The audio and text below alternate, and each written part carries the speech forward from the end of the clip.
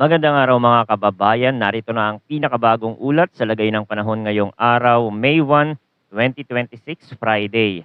Mas lalo pang tumaas ang chance ng development ng posibleng bagyo na minomonitor natin sa silangan at may pagbabago sa forecast track nito palapit sa bansa. Para naman lagi kang updated sa lagay ng panahon, i-click mo lang ang subscribe button. Sa ngayon, easterlies pa din ang dominant na weather system na nakaka-impluensya sa buong bansa. Kapag easterlies ang umiiral, ang hangin ay galing sa silangan at may dalang halumigmig mula sa karagatan. Kaya normal sa ganitong setup ang pabago-bagong ulap at ulan. May mga oras na pwedeng medyo maaliwalas, tapos habang umiinit ang araw, unti-unting kumakapal ang ulap at pwedeng sumunod ang mga rain showers at thunderstorm. Unahin natin ang mga lugar na mas aktibo ang pag-ulan base sa forecast. Para sa Caraga, Northern Mindanao, Zamboanga Peninsula, Basilan at Davao Oriental, inaasahan ang maulap na kalangitan na may scattered rains at thunderstorm, at ang sanhi nito ay easterlies. Ibig sabihin, pabalik-balik ang pag-ulan. Sa maghapon may mga pagkakataon na titila, tapos babalik ulit na may kasamang kulog at kidlat. At dahil ang pag-ulan ay posibleng moderate hanggang paminsan-minsan ay heavy, may banta ng flash floods at landslides. Kung nasa Caraga kayo, bantayan ang biglaang pagtaas ng tubig sa mga creek at river systems, lalo na kapag may tuloy-tuloy na buhos sa iisang area. Sa Northern Mindanao, mag-ingat sa mga rutang dumadaan sa paanan ng bundok o mga kalsadang tabing bundok, dahil kapag lumakas ang ulan, pwedeng magkaroon ng pagguho o pag-agos ng putik na magpapadulas at magpapadelikado sa biyahe. Sa Zamboanga Peninsula at Basilan, seryosohin ang thunderstorm dahil pwedeng mabilis ang buhos at pwedeng magdulot ng biglaang pagbaha sa ilang komunidad, lalo na kung mahina ang drainage. Sa Davao Oriental, maging alerto rin sa landslide prone na bahagi, lalo na kung may mga area na matatarik at madaling lumambot ang lupa kapag nababasa. Para naman sa Metro Manila at sa natitirang bahagi ng bansa, partly cloudy to cloudy skies ang inaasahan na may isolated rain showers o thunderstorm. Sanhi pa rin ang easterlies. Kapag sinabing isolated, hindi ibig sabihin na mahina ang ulan. Hindi lang ito sabay-sabay at hindi pantay-pantay ang tama. Pwedeng sa isang city o bayan ay maliwanag, pero sa katabing area ay biglang didilim. Iihip ang hangin at susunod ang buhos na may kasamang kulog at kidlat. Kapag tumama ang severe thunderstorm, posible ang flash floods at landslide. Sa Metro Manila, kahit panandalian lang ang malakas na ulan, mabilis mag-waterlogging sa ilang kalsada, lalo na kung barado ang drainage. Kaya kung lalabas kayo, maglaan ng extra time sa biyahe at iwasan ang mga rutang kilalang binabaha. Huwag ipilit dumaan sa baha na hindi mo alam ang lalim, dahil pwedeng may bukas na kanal, lubak o malakas na agos na hindi agad halata. Sa mga probinsya naman, nakabilang sa natitirang bahagi ng bansa, bantayan ang mga ilog at sapa, lalo na kung may thunderstorm na tumama sa upstream. Minsan, kahit hindi malakas ang ulan sa mismong lugar nyo, pwedeng umapawang tubig dahil malakas ang ulan sa bandang itaas. Kung nasa tabing bundok na kalsada, mag-ingat sa mga oras na umuulan dahil pwedeng magkaroon ng rockfall o putik sa daan. Kahit hindi man malaking landslide, sapat na ito para magdulot ng aksidente kung mabilis ang takbo o madulas ang gulong. Dumako naman tayo sa hangin at kondisyon ng karagatan. Para sa Northern Luzon, light to moderate ang hangin na mula southeast to northeast. Ang coastal waters dito ay slight to moderate na may taas ng alon mula 0.6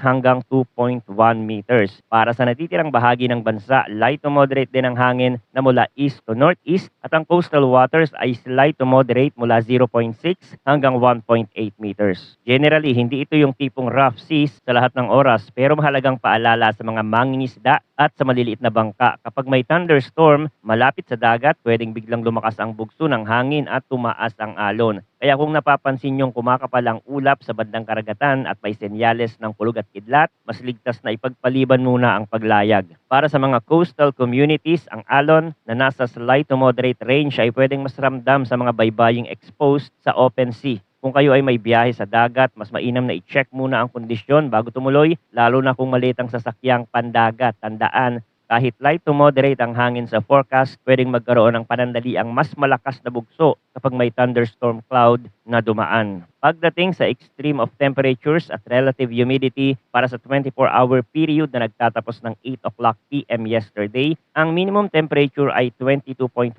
degrees Celsius na naitala bandang 5 o'clock a.m. Ang maximum temperature ay 35.6 degrees Celsius na naitala bandang 4 p.m. Ibig sabihin, mainit ang hapon, at sa ganitong init, mas nagiging pabor ang pagbuo ng thunderstorm, lalo na kapag may halumigmig na dala ang easterlies. Pagdating sa relative humidity, ang minimum relative humidity ay 44% na naitala bandang 11 AM at ang maximum relative humidity ay 81% na naitala bandang 6 AM. Kaya sa umaga, mas mamasa-masa ang hangin, tapos habang papalapit ang tanghali, bumababa ang humidity pero mas tumitindi ang init. Pagkatapos ng ulan, normal na mas nagiging maalinsangan ulit ang pakiramdam dahil tumataas ang moisture sa paligid. Ngayon, update tayo sa latest tropical cyclone outlook na inilabas ng Pag-asa. Para sa week 1 mula April 30 hanggang May 6, inaasahan na may TC-like vortex o TCLV na lilitaw sa loob ng Philippine Maritime Domain. Base sa model forecast, ang TCLV-1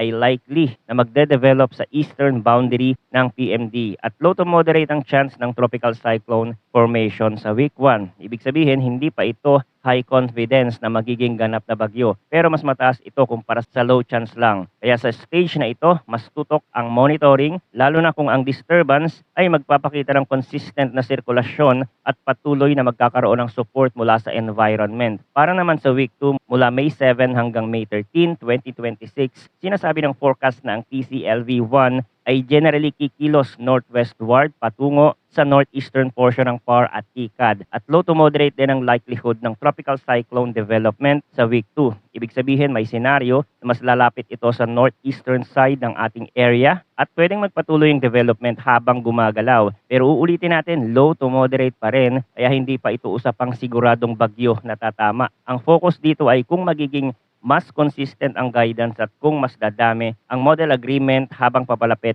ang mga araw. Ngayon, kung gagamitin naman natin ang Google DeepMind Long Range Forecast na mas accurate sa long range forecasting, pinapakita na ang bagyo ay posibleng mabuo sa timog silangan ng bansa. Kikilos ito pa northwestward at sinasabi ng ilang member model na posibleng maglandfall sa Visayas o sa Luzon area. May ilang member model din na nagpapakita ng ibang direksyon lalapit sa bansa pero lilihis din. Dito mahalagang maintindihan ang punto ng member models. Kapag maraming member models ang nagkakasundo sa isang direksyon, mas tumataas ang probability na doon ang magiging ruta. Pero kapag hati ang guidance, mas mataas ang uncertainty at mas malawak ang cone of possibilities. So dalawang importanteng ideya. Una, posibleng sa next week pa ito. Kaya malayo pa at marami pang pwedeng magbago sa direksyon at sa magiging lakas ng sistema. Pangalawa, dahil may mga model na nag-iiba ang direksyon, merong senaryo na landfall, meron ding senaryo na daplis o lilihis pagkatapos lumapit. Kaya sa ngayon, ang pinaka-practical ay manatiling updated at huwag mag-assume